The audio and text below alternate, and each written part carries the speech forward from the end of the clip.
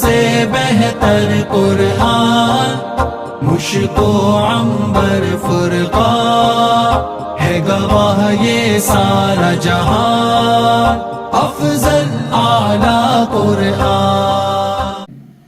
اس پر تو بت پرستی ہوتی تھی ان پہاڑوں پر، اوصاف و نائلہ تو بت تھے ان کے، اصل میں وہ بت بھی نہیں تھے، پتھر تھے تو صحیح لیکن وہ انسان تھے۔ یہ ایک لڑکی اور ایک لڑکا تھا جنہوں نے بیت اللہ کے اندر بدکاری کی تھی، وہی پتھر بن گئے تھے، اٹھا کے پھر ان کو پہاڑوں پر ڈال دیا گیا تھا۔ پھر شیطان نے وہ کارروائی کی، انہیں کو پوجوا دیا، بس وہ ان کے بعد خدا بن گئے۔ تو یہاں تو بت پرستی ہوتی تھی، ہم یہاں کیسے چکر لگائیں؟ اللہ تعالیٰ نے فرمایا جب ہوتی تھی اب تھوڑی ہو گئی ہے۔ اب تم صفا مروہ کے اندر بلا خوف و خطر طواف کرو، یہ میری عبادت ہوگی، یہ شرک نہیں ہے۔ ان الذین یکتمون ما انزلنا من البینات والہدی، جو لوگ ہمارے احکام کو چھپا لیتے ہیں، حالانکہ ہم نے ان کو واضح طور پر یہ احکام دیے تھے، ان پر اللہ کی بھی لعنت ہے اور سب لعنت کرنے والے لعنت کرتے ہیں۔ اور جو لوگ کفر پر مر گئے تو ان پر بھی اللہ تعالیٰ کی لعنت ہے۔ اِلَّا الَّذِينَ تَابُوا وَأَصْلَحُوا وَبَيَّنُوا، جنہوں نے توبہ کر لی، اپنی اصلاح کر لی اور مسئلہ بیان کر دیا۔ یہ بیان ہوگا آگے جو حکم ہے زیادہ تر علماء کے لیے، مسئلے وہ بیان کرتے ہیں، بعض دفعہ غلط مسئلہ بھی بیان ہو جاتا ہے۔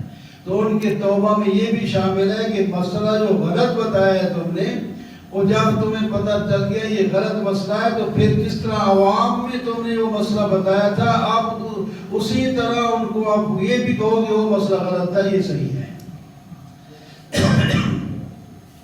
اسی طرح کوئی اور بھی ہو تو علماء کا تو کام یہی ہے، کسی اور نے بھی غلط مسئلہ کسی کو بتا دے گا، سنا ہوا تھا لیکن وہ غلط مسئلہ نکلا ہے تو وہ بھی کہہ دے بھائی میں نے تو مسئلہ یہ سنا تھا لیکن وہ غلط نکلا ہے، اصل مسئلہ یہ ہے، یہ بتا دیں۔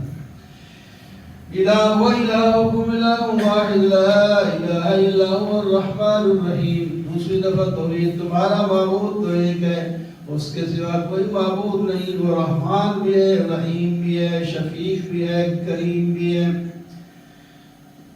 اس کے دلائل یہ ہیں کہ اس نے آسمان پیدا کیا، زمین پیدا کی اور دریا پیدا کیے، کشتیاں تمہارے لیے اس کے اندر چلائیں جو تم اس پر بیٹھ کر اپنے منزل مقصود تک جاتے ہو، آسمان سے پانی برساتے ہیں، زمین کو زندہ کر کے تمہارے لیے غلے اور پھل اگاتے ہیں، اور وہ ہوائیں چلاتے ہیں، بادل بھیجتے ہیں، اور یہ سارے کارنامے جس کے ہیں وہ معمول بناتے ہیں۔ وَمِنَ النَّاسِ مَن يَتَّخِذُ مِن دُونِ اللَّهِ أَندَادًا يُحِبُّونَهُمْ كَحُبِّ اللَّهِ، کچھ لوگ غیر اللہ کی عبادت کرتے ہیں اور اس میں اتنے متوقر ہیں، ایسے محبت کرتے ہیں جیسے اللہ سے محبت کرنی چاہیے، لیکن سن لو وَالَّذِينَ آمَنُوا أَشَدُّ حُبًّا لِلَّهِ، جو ایمان والے ہیں سب سے زیادہ محبت اللہ سے کرتے ہیں۔ اللہ کی محبت کے مقابلے میں اپنی بیوی، اپنے بچے، اپنے خاندان کے لوگ آ جائیں تو اس کی پرواہ نہیں کرتے۔ استبرأ الذین اتبعوا من الذین اتبعوا، آج جن کے پیچھے تم غیروں کے پیچھے لگے ہوئے ہو، تمہیں غیر اللہ کی بات پر اکساتے ہیں، کل تمہاری لڑائی ہو جائے گی، وہ تم سے برات حاصل کریں گے جب تم دیکھو گے ہم تو ان کے پیچھے لگے رہے اور یہ ہم سے برات حاصل کر رہے ہیں، اگر دوبارہ ہمیں زندگی مل گئی تو اب ان کے ہم قریب ہی نہیں جائیں گے۔ یا ایھا الناس کلوا مما فی الارض حلالا طیبا، اللہ تعالیٰ کا خطاب ہے اپنے سب بندوں کو، حلال طیب کھاؤ، حلال کھاؤ حرام نہ کھانا، طیب ستھرا کھاؤ، گلا سڑا نہیں کھانا۔ تو پھر دل کے اندر نورانیت پیدا ہوگی، پھر خوب عبادت کرو گے، اور شیطان تمہیں ہٹائے گا، شیطان کے پیچھے نہ لگنا۔ وَلَا تَتَّبِعُوا خُطُوَاتِ الشَّيْطَانِ إِنَّهُ لَكُمْ عَدُوٌّ مُّبِينٌ، وہ تو تمہارا بھلا دشمن ہے، وہ تمہیں برائی کا، بے حیائی کا حکم دے گا، اور تم وَأَن تَقُولُوا عَلَى اللَّهِ مَا لَا تَعْلَمُونَ، وہ کہے گا کہ جھوٹ بولو، جو تم جانتے نہیں اس کے خلاف کہیں جاؤ۔ وَإِذَا قِيلَ لَهُمُ اتَّبِعُوا مَا أَنزَلَ اللَّهُ قَالُوا بَلْ نَتَّبِعُ ان مشرکین سے جب کہا جاتا ہے شیطان نے اس نے ایسا پکا کر دیا کہ خدا تعالیٰ کی بات کرو ان کو چھوڑو، کہتے ہیں ہم کیسے چھوڑیں، ہمارے باپ دادا تو ان کی پرستش کرتے ہیں، ہم کیسے چھوڑ سکتے ہیں۔ یا ایھا الذین آمنوا کلوا من طیبات ما رزقناکم، اب ایمان والوں کے لیے خاص کتاب ہے، تم بھی پاکیزہ کھاؤ جو ہم نے رزق دیا اور اللہ کا شکر کرو۔ اگر تم اللہ کی عبادت کرنے والے ہو تو پھر حلال کھانا ہے، حلال، حرام نہیں کھانا اور عبادت کرنا۔ انما حرم علیکم، اکثر چیزیں ہم نے تمہارے لیے حلال کی ہیں، کچھ چیزیں حرام کی ہیں، ان کو مستثنا کر دیا، باقی سب حلال ہے۔ مثلا زیادہ تر اس کو چل رہے تھے 4 چیزوں کا قرآن پاک میں یہ 2-3 دفعہ ذکر ہے۔ اللہ نے مردار کو، یعنی جو بغیر ذبح کے مر جائے، بکری ہو، گائے ہو، کچھ بھی ہو، تو وہ بھی حرام ہے۔ جب ذبح کرتے وقت خون نکلتا ہے وہ بھی حرام ہے، اس کو بھی استعمال نہیں کر سکتے۔ اور خنزیر بھی حرام ہے، اس کی ہر چیز حرام ہے۔ اور جو تم غیر اللہ کے لیے ایسے متعین کر دو جیسا کہ اللہ کے لیے تم متعین کرتے ہو، وہ بھی چیز حرام ہے، خواہ دودھ ہے، دہی ہے، کچھ بھی ہے، بکری ہے یا گائے ہے یا کچھ ہے، اس واسطے کہ تم غیر اللہ کے لیے ان کو خاص کر دیا، اب وہ چیز حلال نہیں رہی۔ ان الذين يكتمون ما انزل الله من الكتاب يشترون به ثمنا قليلا، جو لوگ مسئلے کو چھپا کے رکھتے ہیں اور اس سے دنیا کا فائدہ اٹھاتے ہیں، فرمایا جو کوئی دنیا کا مال لیتے ہیں نا، یہ یوں سمجھ لیں کہ اپنے پیٹ میں آگ بھر رہے ہیں، اور ما يأكلون في بطونهم الا النار ولا يكلمهم الله يوم القيامة، اللہ تعالیٰ ان کے ساتھ محبت کی بات قیامت میں نہیں کریں گے، ان کو پاک نہیں کریں گے، یہ دردناک عذاب ہوگا، جہنم میں جلے سڑیں گے، اس واسطے کہ انہوں نے ضلالت کو، گمراہی کو ہدایت پر ترجیح دی اور عذاب کو مغفرت پر ترجیح دی۔ ليس البر أن تولوا وجوهكم قبل المشرق والمغرب ولكن البر من آمن بالله، یہ جامع آیت ہے جس کے اندر عقائد، اعمال، اخلاق، معاملات، معاشرات سب ذکر ہیں۔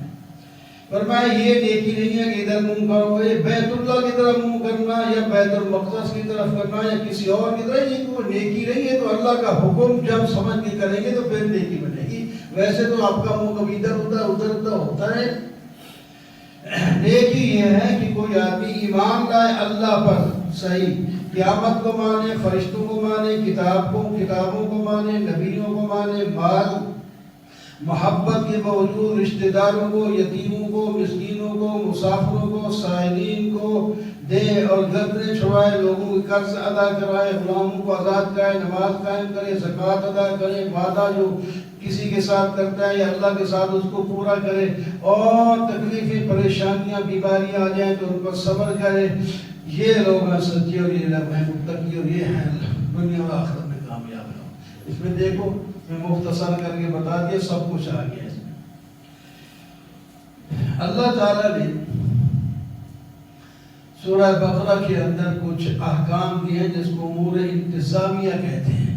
انتظامیہ کا مطلب ہے کہ جس طرح حکومتی ہوتے ہیں ان پر عمل کیا جائے تو حکومت بھی صحیح چل سکتی ہے، گھرانہ بھی صحیح چل سکتا ہے، تو ادارہ بھی سارا صحیح چل سکتا ہے۔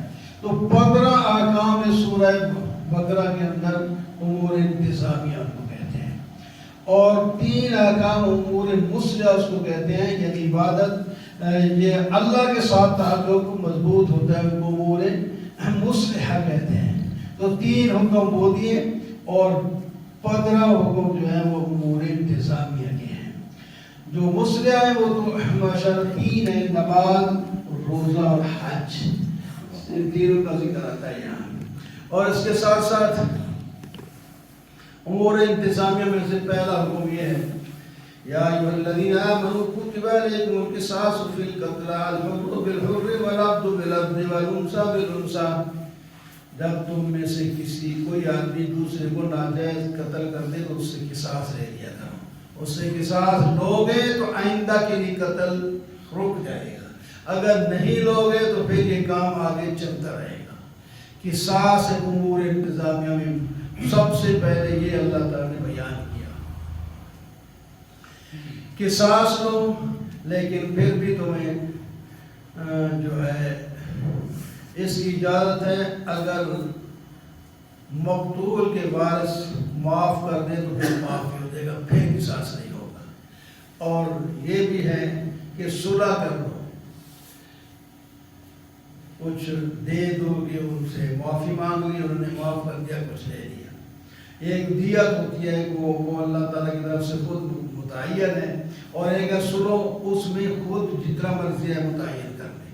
یہ 3-4 آپشن ہیں آپ کے، ان میں سے اگر کوئی بھی یاد کریں، یہ 4 کام ہو گئے، قصاص لے لو، دیت دے دو، یا صلح کر لو، یا ویسے معاف کر دو۔ یہ 4 کام ہیں، تمہیں اجازت ہے اس کے اندر۔ اصل قصاص ہے، باقی 3 آپشنیں تمہیں اللہ تعالیٰ کی طرف سے دی گئی ہے۔ اس کے بعد اگر تمہاری صلح ہو جائے تو پھر بندے کے پاس جس میں کچھ دینا ہے وہ اتنا مال لے کے بیٹھا تھوڑی ہے، آرام سے دو، تھوڑا تھوڑا کر کے دے ہی دے گا۔ اور یہ بھی نہیں کہ میری جو ہے جان تو بچ گئی اور پھر میں کوئی بس ایسے ٹپکاتا رہوں، وہ بھی ایسا نہ کریں۔ فَاتِّبَاعُ بِالْمَعْرُوفِ وَأَدَاءُ بِالْإِحْسَانِ، یہ بھی ان سے وصول کرے تو اچھے طریقے سے، اور وہ بھی ادا کرے تو احسان کے طریقے سے۔ یہ اللہ تعالیٰ کی طرف سے تخفیف ہے اور رحمت ہے۔ یہ جب طے ہو گئی بات، اس کے بعد کسی کو پھر غیرت آئے کہ وہ میں سنا کہ لوگوں نے کہا یار تو نے خواہ پیسے کھا لیے، یہ کرتے، پھر بندے غیرت، اور میں نہیں، آپ اجازت نہیں ہے۔ اب تم نے اس کو کوئی بات کی، زیادتی کی، تو یہ اس کا بدلہ تم سے نہیں جائے گا، دردناک عذاب ہوگا۔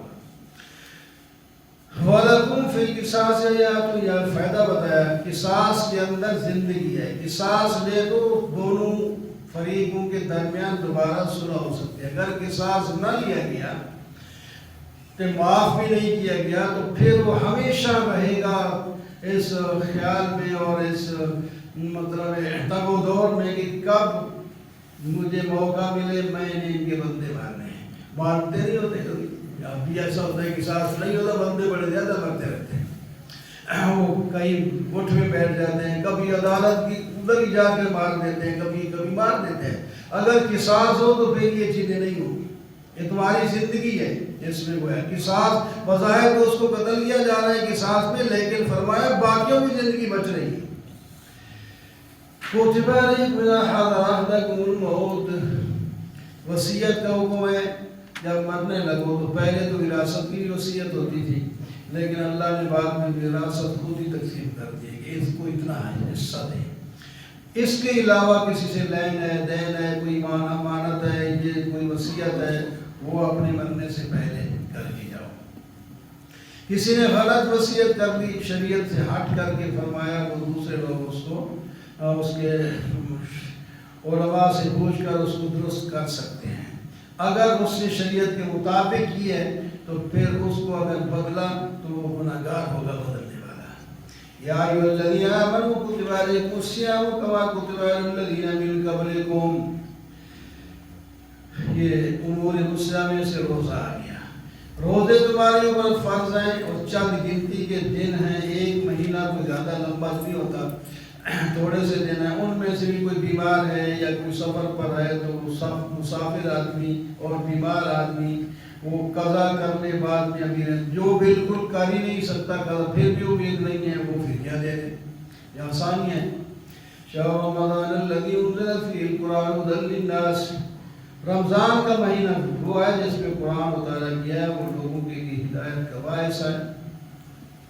جو شہر شروع کے اندر یہ بھی ایک اجازت تھی کہ امیر لوگ جو ہیں وہ اگر فدیہ دے دیں، نہ روزہ رکھیں، ایک تفسیر یہ ہے تو ان کو اجازت ہے۔ بعد میں فرمایا آپ کو اجازت نہیں ہے، اور جو رکھ نہیں سکتا روزے وہ تو فدیہ دے، اور جو رکھ سکتا ہے وہ روزے ہی رکھا ہے، اپنا مال دے کر جو ہے جان نہیں چھڑا سکتا ہے۔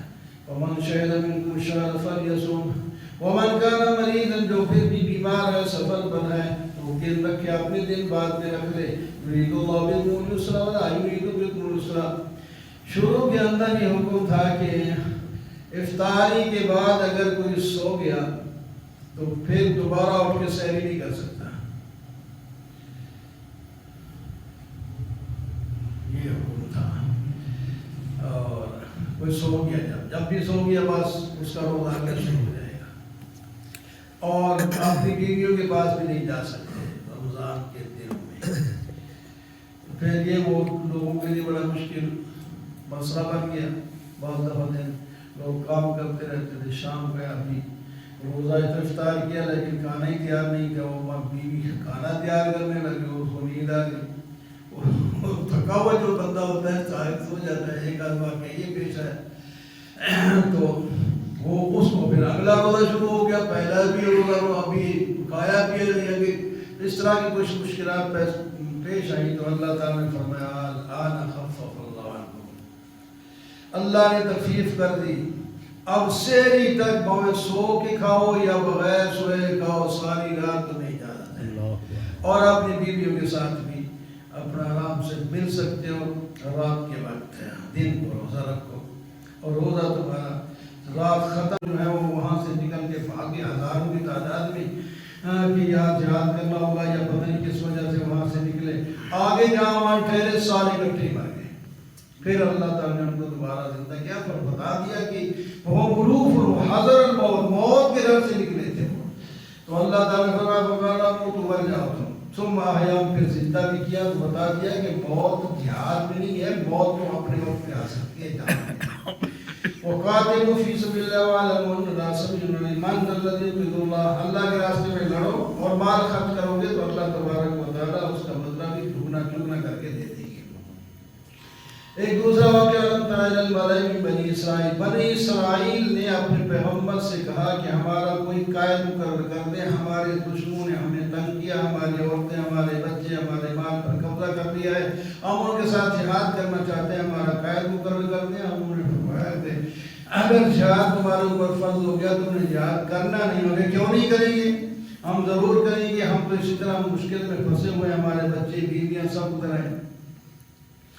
تو ان کے نبی نے جو بھی تھے ان کا نام نہیں بتایا، قال النبی ان اللہ قد بعث لكم طالوت ملکا، اللہ نے تمہارا قائد بنا دیا، طالوت نامی ایک شخص ہے، وہ تمہارا قائد ہے۔ بات سنتے ہی کہنے لگا انا یکون له الملک، امیر آدمی کہتا ہے بس میں ہی ہر جگہ قیادت کروں، اس کو کیسے حکومت مل گئی؟ ہم زیادہ آپ والے ہیں، ان کے پاس تو مال ہی زیادہ نہیں ہے، وہ کیسے ہمارا قائد بن گیا؟ فرمایا چھوڑو ان باتوں کو، اللہ نے جب انتخاب کر دیا تو کیا ہے؟ اور جہاد کے لیے مال نہیں چاہیے، جہاد کے لیے بستتاً فعل بھی وجہ سے اس کو جہاد کرنے کا طریقہ بھی آئے، اس کے جسم کی طاقت بھی ہو، جہاد بھی کرے، وہ دونوں چیزیں اس کے اندر موجود ہیں، لہذا وہی تمہارا قائد ہے۔ اور پھر بھی نہیں مانتے تو اللہ تعالیٰ کی طرف سے نشانی ہے، جو ایک تابوت تھا جس میں حضرت موسیٰ علیہ السلام کی کچھ نشانیاں تھیں، اور جہاں بھی وہ تابوت ہوتا وہاں سکون بھی ہوتا، تو وہ بھی دشمن لے گئے تھے، تو وہ تمہارے پاس واپس آ جائے گا، یہ ایک نشانی ہے۔ چنانچہ جہاں وہ لے گئے تھے ان کے پہلے سکون تھا، جب یہ فیصلہ ہو گیا تو وہاں جہاں تابوت ہوتا ان کو نقصان پڑنا شروع ہو گیا، تو انہوں نے خام جو ہے ریڈی رکھ کے تو ادھر ہی بیچ دیا، وہ ادھر آ گئے، اب وہ ان کو مجبوراً ماننا پڑا۔ اب جہاد کی تیاری فرما فصلت تعلق بالجود قال ان اللہ مبتلیکم بنہر، طالوت صاحب حضرت لاکھ بندے لے کے چہرے جا رہے ہیں جالوت کے ساتھ مقابلہ، وزن میں طالوت اور جالوت۔ انہوں نے کہا اللہ تعالیٰ کی طرف سے یہ امتحان ہے، گرمی کا موسم ہے، تمہیں پیاس لگی، آگے نالا آ گیا، نہر آ گئی، یہ پانی نہیں پینا ہے، ایک چلو کی اجازت ہے بس، زیادہ نہیں پی سکتے، لیکن پیاسے تھے اور اکثر لوگ پی گئے، کچھ لوگوں نے نہیں پیا، وہ کہتے ہیں 313 بچے حالانکہ لاکھوں آدمی تھے، تو جنہوں نے پانی پیا ان کی پیاس بھی بڑھ گئی اور پیٹ بھی بڑھ گئے۔ وقالوا لا طاقة لنا اليوم بجالوت، ہماری پاس طاقت نہیں ہے کہ ہم جالوت کے ساتھ دو مٹھی نہیں چلتے۔ اور جو باقی بچے تھے انہوں نے چلو پانی کا پیا تو ان کی پیاس بجھ گئی اور اشاش بشاش ہو گئی۔ انہوں نے کہا کم من فئۃ قلیلۃ غلبت فئۃ کثیرۃ بإذن اللہ، اتنی چھوٹی چھوٹی جماعتیں ہیں، اللہ نے ان کو، ہم تاریخ میں جانتے ہیں کہ اللہ نے کامیاب کیا، کوئی بات نہیں، ہم توڑے رہ گئے نا، ہم مقابلہ کریں گے۔ تو چلے ہیں مقابلہ کیے، فہزموہم بإذن اللہ وقتل داؤد جالوت، لڑے ان کے ساتھ، اللہ تعالیٰ نے ان کو فتح دی اور جالوت شکست کھا گیا. اور حضرت داؤد اس کے بارے میں مفسرین لکھتے ہیں حالانکہ اس فوج میں تھا ہی نہیں، وہ راستے میں اپنی بھیڑ بکریاں میں کام کر رہا تھا. تو جب دیکھا اتحاد کو جا رہے میں بھی چلتا ہوں، ہم اس نبی نہیں تھے، نوجوان تھے. تو وہ بھی کہتے ہیں وہ راستے میں ایک پتھر نکال مجھے بھی اٹھا لے، کام آ جاؤں گا. تو وہاں جب گئے تو حضرت داؤد علیہ السلام وہی پتھر مارا، جالوت وہ مر گیا. اللہ اس واسطے وہ فتح ہو گئی. اللہ تعالیٰ نے فرمایا پھر انعام دے، آتاہ اللہ الملک والحکمہ وعلمہ مما یشاء. اللہ نے حکومت بھی بعد میں داؤد علیہ السلام کو دی، حکمت بھی دی اور علم نبوت بھی عطا فرمایا، نبوت بھی عطا فرمایا. آگے جہاد کا فائدہ بیان کرو. اگر جہاد نہ ہو، لوگ ایک دوسرے کو دفن، اگر زمین کے اندر فساد مچ جائے، تلک آیات نتلوها علیک بالحق واللہ وانک لمن المرسلین. یہ اللہ کے احکام ہیں، ہم نے پڑھ کے سنا دیے ہیں، اس کے اندر حق ہے. اور آپ نے ان کو سنایا اس واسطے کہ ہم نے آپ کو بتایا آپ رسول ہیں. آگے بارہ دوسرا ختم ہوا انشاءاللہ. کریں گے وہاں